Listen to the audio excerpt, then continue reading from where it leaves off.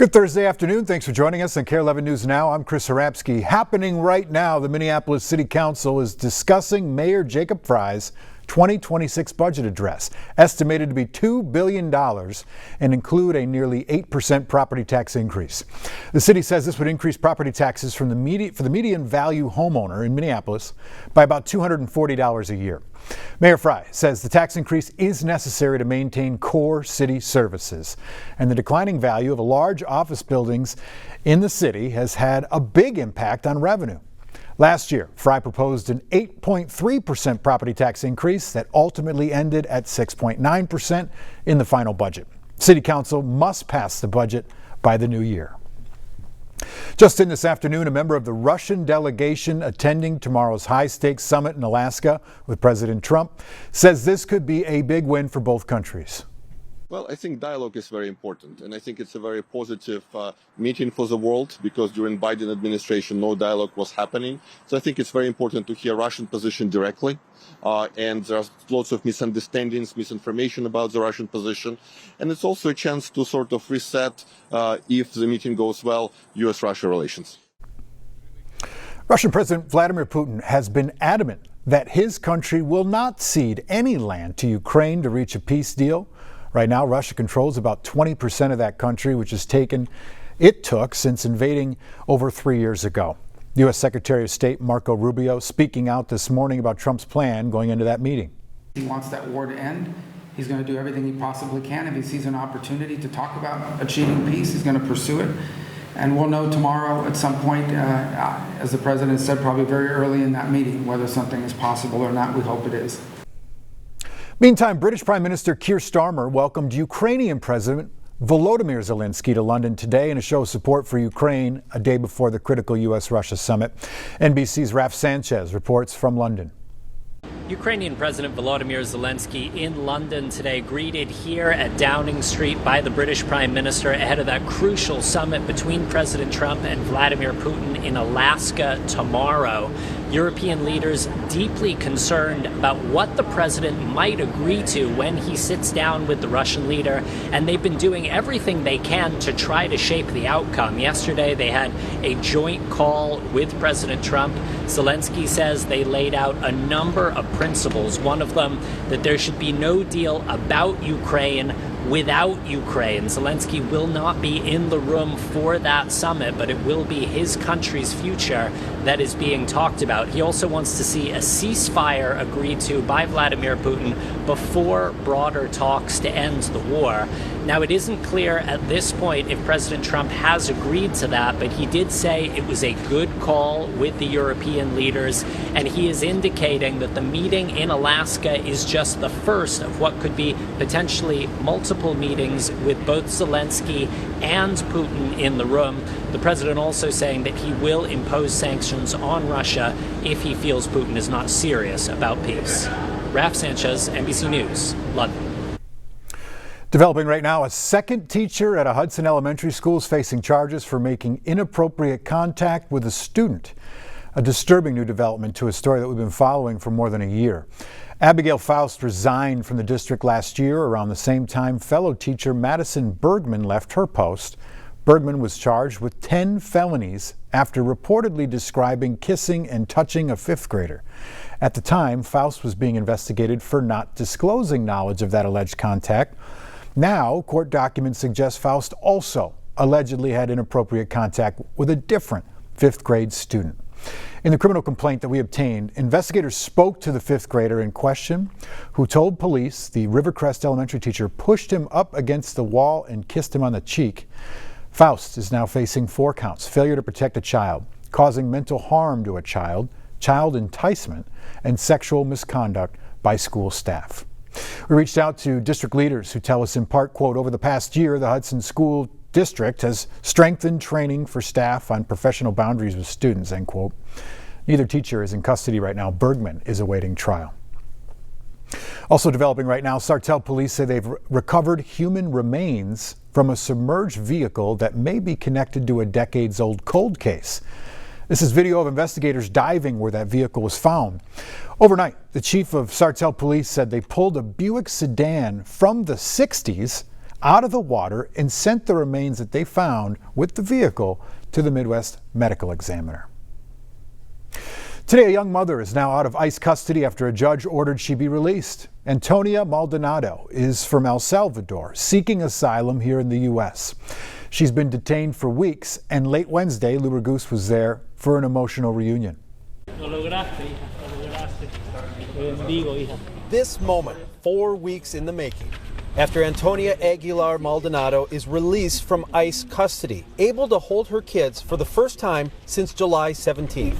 Maldonado's lawyer says her personal story is heartbreaking, crossing the U.S.-Mexico border alone at age 16. She came into the United States in search of her father. Her mother had abandoned her and had left to Italy, and she was left alone in El Salvador. Then she came searching for her father in the United States. Her father also rejected her. An immigration judge in 2019 ordered Maldonado to be deported when she didn't show up at the hearing.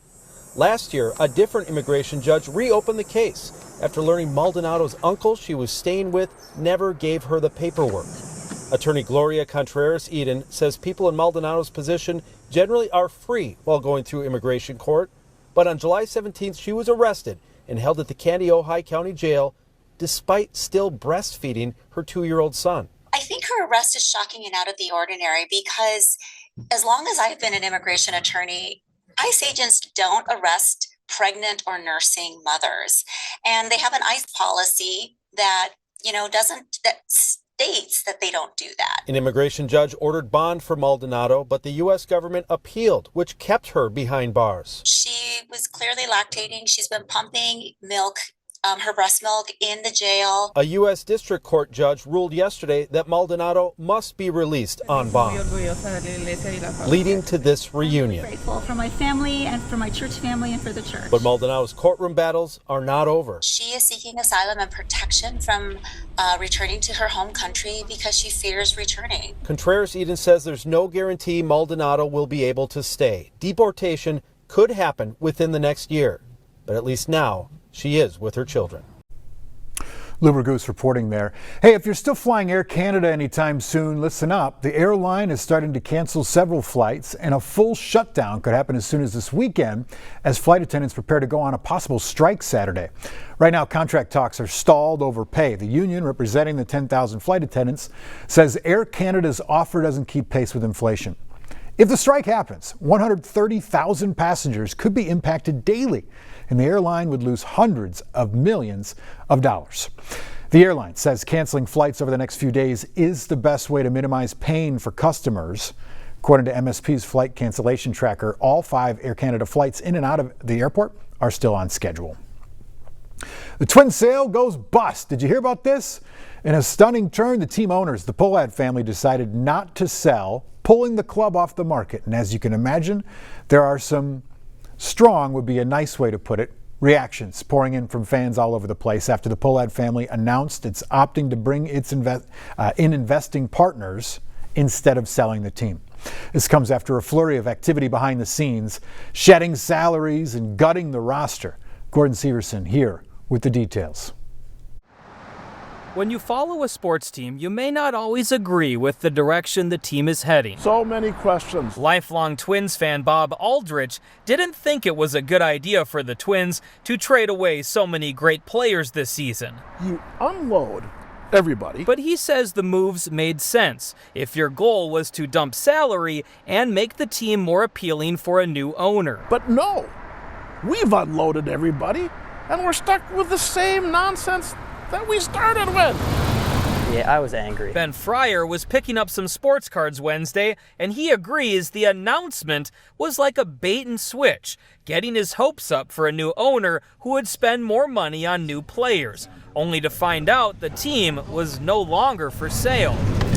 I thought when I saw it, I thought it was going to be selling the team, and then I kept reading, and they said they were keeping the team, and I was not in a good mood about that. All the employees have been talking about it. Alex Davis at Triple Diamond Sports says every fan who came into the shop Wednesday had an opinion. We're left kind of guessing like, okay, what's the move next? There's a lot of anger and confusion, and also some curiosity about these two minority ownership groups that will soon own a small share of the team. And if they can bring the change and get us back to winning games. The Twins aren't announcing who these new minority owners are until the deal is approved by Major League Baseball. Some fans hope a former player will be involved who can take the team to the next level. But they're also preparing for more of the same. That's really the end all be all, is that we are Minnesota sports fans and we are cursed. Gordon Severson reporting there. New today, a record number of adults in the U.S. are not drinking. That's according to new data from a Gallup poll, which has tracked people's drinking habits since 1939. According to the numbers, 53% Americans say moderate drinking is bad for their health. That's up from 28% of people thinking that just 10 years ago. The decline in drinking appears to be linked to health concerns surrounding alcohol. A week out from the Great Minnesota Get Together, and we have a great update from a Minnesota vendor whose booth was accidentally sold. In a post on Facebook, Bailey Builds says they thought that their booth was gone when the storage container it was being kept in was accidentally sold. But the third party that bought the container opened it up, they knew something wasn't right, and they worked to return it. After starting to set up at the fairgrounds on Saturday, a day later than planned, the crew finished their work Monday morning. Bailey Builds says they're relieved, to say the least. Stick with us, we got more news and weather coming up after the break.